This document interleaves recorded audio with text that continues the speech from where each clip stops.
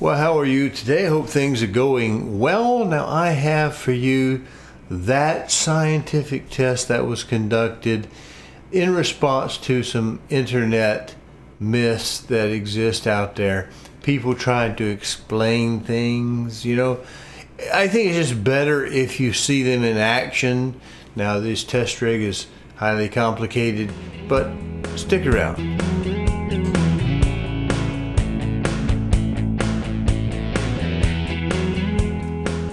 Well, hello everyone, can you see me? All right, I'm back here in the back. Now we're going to conduct a highly professional test. Please do not try this at home unless, of course, you have at least an electrical engineering degree, maybe a mechanical engineering degree. We'll even take some chemicals in there if it's from a reputable school. But you really need to have the proper background to set up such a dangerous test as this. Now we're going to look at how this responds in regards to the internet myth, this habit we have of content providers just listening to somebody else who gives their opinion and repeat. It's monkey see, monkey do, monkey tell. All right, so it's just a lot of it's nonsense when we deal with vane axial fans. They're very low pressure. When you have an air conditioner, something with ductwork, your car, any of this kind of stuff, what type of fan do you normally have? It'll normally be a squirrel cage or some type of centripetal fan because that can build pressure. Vane axial fans don't do that. They're very low pressure. So it's almost impossible to build positive pressure inside a computer case because they leak everywhere. Now we've looked at this case earlier. Now we're going to watch the test. Are you ready? Now this is a very scientific test. We're going to kick on Cinebench 2024, and I want you to watch the calibrated paper. Watch the one on top, watch the little strips at the back, watch underneath the exhaust ports by the underneath the graphics card, and on top of it, it's already warmed up a little bit. Let's kick it on. Tell me what you see. Do you not see the page rising on top of the computer? Do you not see the little pieces of paper go out? That's because these are supposed to be like 95 CFM fans from thermal tape. The problem is that's if they're sitting in free air, they generate that much air. When they've got pressure, that volume falls off dramatically. Now the fan we saw in the back of this, the exhaust fan, is fixed speed 12 volt DC. That's it. It moves air at the beginning when we don't have any intake. It's exhausting a little bit, but after that it becomes an impediment to exhaust because it's spinning and it's trying to keep its own speed. It actually causes more air to have to be bled off through other means. So when somebody is talking to you about, well, you want tight, so it, your direction of dust and whatnot, that's a bunch of, for the most part, nonsense if you're talking about vane axial fans. All right, let me try it this way. If you have a 4.5 inch hole in a piece of plexiglass, then you have 4 inches of opening. What happens when you put a fan in there? You have less than 4 inches of opening. Now, if I have a fan in imagine this, a 1 cubic foot box of plexiglass, and I have one hole and one fan. How much air is going to be pushed?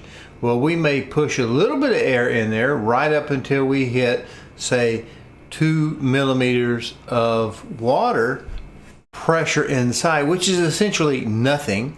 So you put this on the outside of the box, and how many cubic feet is it going to push? Now assume that's 100 CFM potential at free air. Like if I just have it out here in the open and it can move, say, 100 cubic feet.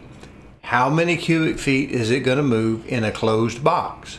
It's going to move virtually none. It's going to push a little bit until it hits that cutoff pressure of 2 millimeters of water, and then it's going to stop. There's not going to be any airflow. Now what happens if we cut a hole in the opposite side? Then that's going to let a little bit of air out, but it's still going to be a restriction. It's still going to be back pressure on this fan, and it's going to push until it hits what? 2 millimeters of water, which is essentially nothing. And so it's going to move a little bit of air out there. Now let's take another fan and put it on that side of the box, okay? Now when it's on that side of the box, I've got sort of an anti-hole because it's trying to pull air out, and we've got one on this side. But now let's assume this is only, say, 20 CFM on the exhaust side, and we have 100 CFM on the intake side. How much is going through that box? A little bit more than what this fan on the outside on the exhaust can push, because it's at certain speeds, that's all it's going to turn. It's not going to turn anymore, and at that point any air that's trying to push around it sees it as a reduced opening for the air to get out. Now what we end up having, people talk about positive and negative and dust and all this nonsense. 2 millimeters of water, say we have the same pressure on the same fans and the same cutoff point, then the most it will ever pull out from your exhaust fans is until that set of exhaust fans sees that 2 millimeters of water. And then they're not going to pull anymore, because then all it's going to do, the faster you turn it, it's just going to be making noise. It's not going to be really moving any air, because it's not going to move it past the 2 millimeters of water.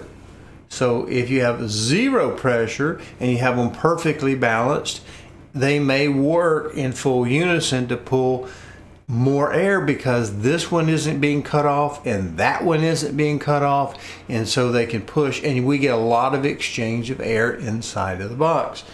In the PC I'm showing you, the desk PC, the studio PC, it has two 97 CFM 120 millimeter, 140 millimeters fans, okay? If I only have a 120 on the outside, a fixed blade, I can push around that a little bit, because it still sees it as an opening, but it sees it as a restricted opening. So I'm only going to push until these fans on the intake side see their cutoff pressure. Then they're going to quit pushing. After that, they're just making noise too. So what we end up having, if we have too much of an imbalance, is we can only go as negative inside of the box as 2 millimeters, and we can only go as high as 2 millimeters on the positive. So that's how that works. You're not going to get a full airflow of each of those rated devices. They're not going to work unless, of course, you can keep them perfectly balanced, or so almost perfectly balanced, so that they don't look like a restriction to either the intake or the exhaust. Does that make sense to you?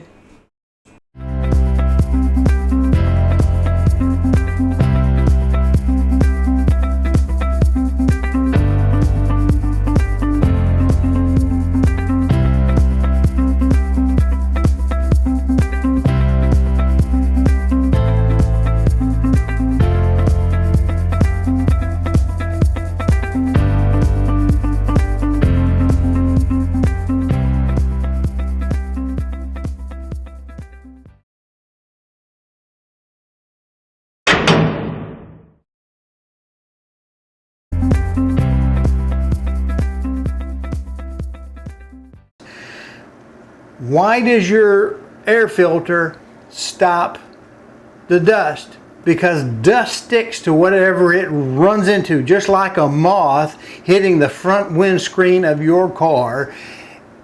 When does mine go through its tail? When it hits the windshield. When does a piece of dust stick to a filter or to your computer? When it rams into something.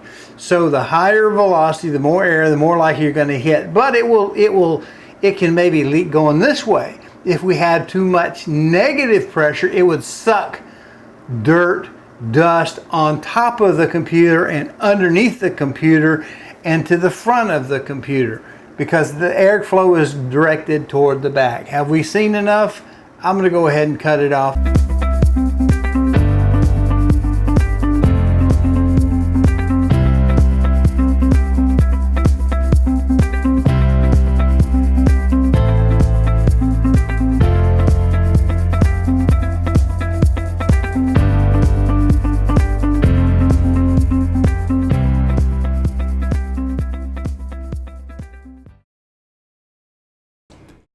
Well, in conclusion, in my humble opinion, box pressure has nothing whatsoever to do with dust accumulation. That's the bug hitting the windshield. What it does have to do with is your operational point on your PWM fan curves as they relate to the product's fan curves and the ratio between them. You're trying in an ideal world to hit a 0 box pressure, not plus or minus, because that just leads to noise. If you want to minimize dust accumulation, don't run the fans any higher than you need to maintain proper temperatures. That's it. Hope you enjoyed it. See you later. Hey, appreciate you watching. Do me a favor if you will, subscribe to the channel, either the YouTube or the Rumble channel, which this appears in. And if you can, check the notification bell or settings to make sure that you get notified when new videos are posted. Appreciate it.